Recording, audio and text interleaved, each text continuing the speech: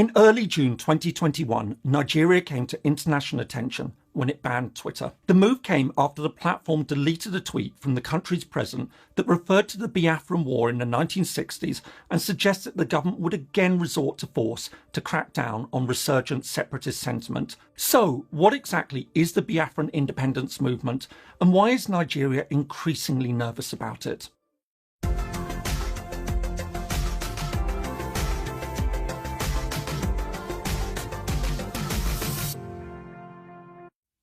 Hello and welcome. If you're new to the channel, my name is James Kerr-Lindsay, and here I take an informed look at international relations, conflict, and the origins of countries.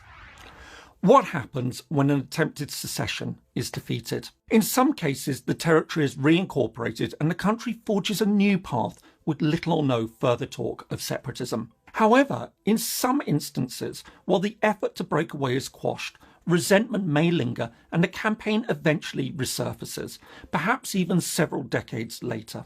One of the most interesting and potentially important examples of a resurgent secessionist movement is the Biafran independence campaign in southeast Nigeria. In the late 1960s, the country fought one of the bloodiest civil wars in modern history to quell the self-proclaimed Republic of Biafra. Over the course of 2.5 years, millions of lives were lost before the breakaway territory was defeated and reincorporated into the Federation. And yet, over 50 years on from those events, pro-independence sentiment is again rising and increasingly poses a risk of a return to serious conflict. So, what's behind the current Biafran independence movement, and just how much of a challenge does it really pose? Nigeria lies in West Africa. With around 200 million inhabitants, it's the continent's most populous country. While it includes numerous ethnic groups, the most significant are the predominantly Muslim Hausa and Fulani in the north, the Christian and Muslim Yoruba in the southwest, and the predominantly Christian Igbo based in the southeast. I've covered much of the background to Biafra and the Biafran War in another video, and so I won't go into a lot of detail about it here. I put a link above and in the description below. However, by way of introduction, the story starts with British colonisation in the 19th century.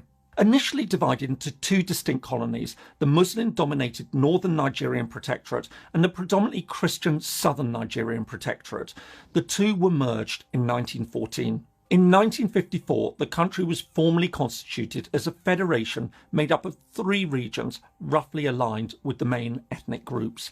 The Hausa and Fulani dominated northern region, the Yoruba dominated western region, and the Igbo dominated eastern region. 4 years later, in 1960, Nigeria officially became independent.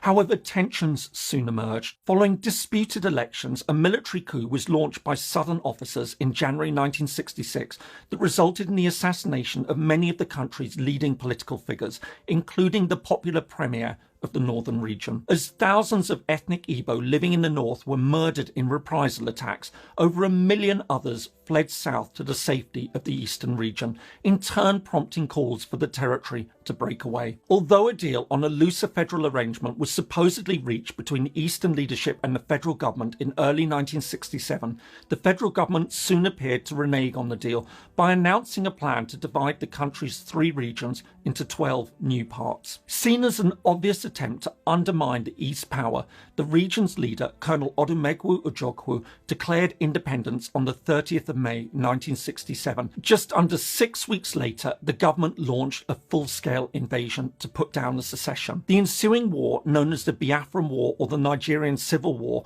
would become a humanitarian catastrophe. As well as those killed in the fighting, it's estimated that between 1 and 3 million people died of hunger as supplies to the breakaway region were cut off. By January 1970, the Nigerian government, supported by key international allies including Britain and the Soviet Union, had defeated the last pockets of resistance.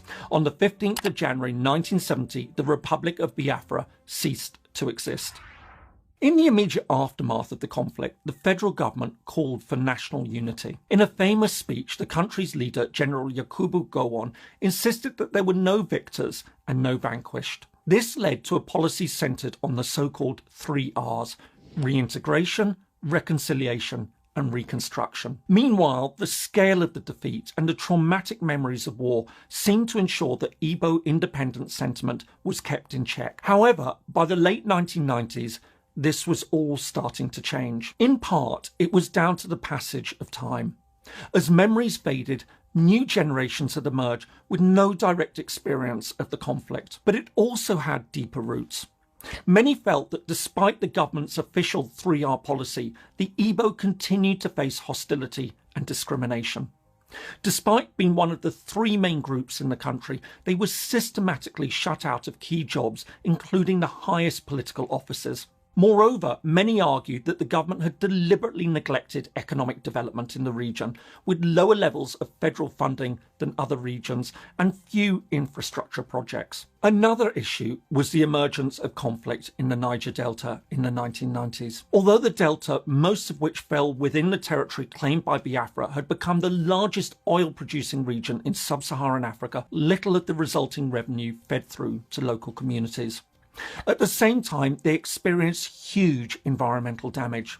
It was this sense of general marginalisation, coupled with the exploitation and repression in the Delta, that appeared to kickstart the revival of a Biafran independence movement.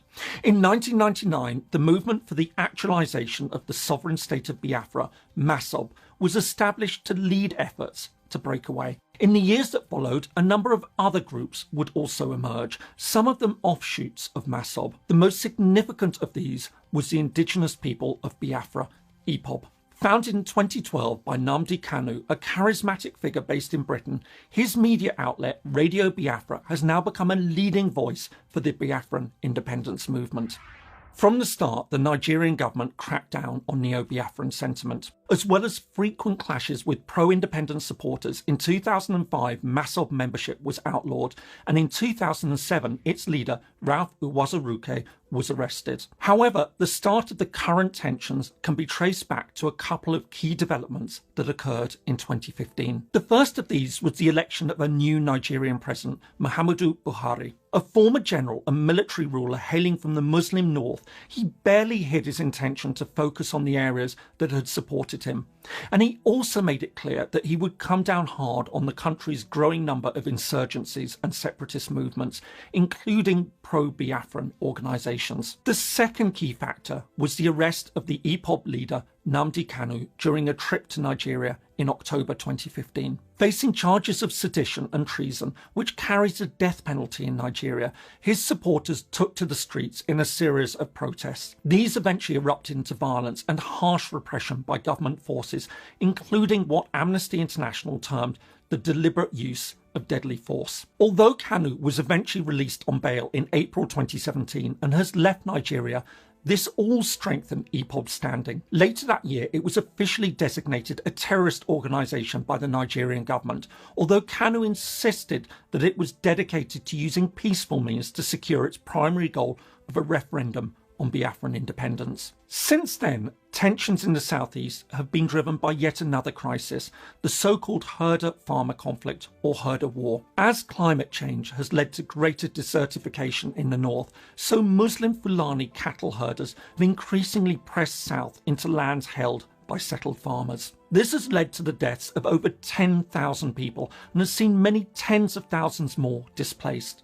As the herders encroached on Igbo territory, President Buhari, himself a Fulani, has been accused of not doing enough to stop the attacks. Following a series of deadly clashes towards the end of 2020, IPOB announced the establishment of an armed wing, the Eastern Security Network. Although it insists it was done to fend off herder attacks, it's led to further violence with government forces. It was this rising violence that sparked the offending tweet by President Buhari that was later removed and led to Nigeria's decision to ban Twitter.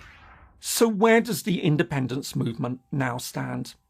Quite apart from the fierce opposition it faces from the federal government, it also appears to face a number of internal challenges. As is so often the case with independence movements, opinion is divided within the Igbo community. Aside from the apparent differences of approach between MASOB and the now more dominant EPOB, there are other divisions at play. Most notably, while the independence movement seemingly enjoys growing support amongst disaffected youth, the Igbo establishment, especially older members who still remember the war, seem to be far more cautious about, if not wholly opposed to, independence and the secessionist movements. Then there are also practical issues. It's unclear what the boundaries of a Biafran state would be. While some supporters call for the inclusion of all areas claimed by the Biafran state in the 1960s, others want to focus on a core group of Igbo-dominated states in the southeast. This is important as independence is opposed by many non-Igbo who would want to remain a part of Nigeria. However, focusing solely on these smaller areas would leave any Biafran state as a landlocked enclave within Nigeria. It would also leave out most of the key oil-producing areas. But in many ways, this is a debate for a later stage. At the moment, there seems to be little immediate likelihood that the government will bow to demands for a referendum on independence, let alone permit secession. Instead, and facing growing separatist challenges elsewhere in the country, it seems determined to continue its efforts to crack down on Biafran independence sentiment. Meanwhile, there are also growing fears that EPOB's new militancy could lead to an increasingly violent new phase in the independence campaign.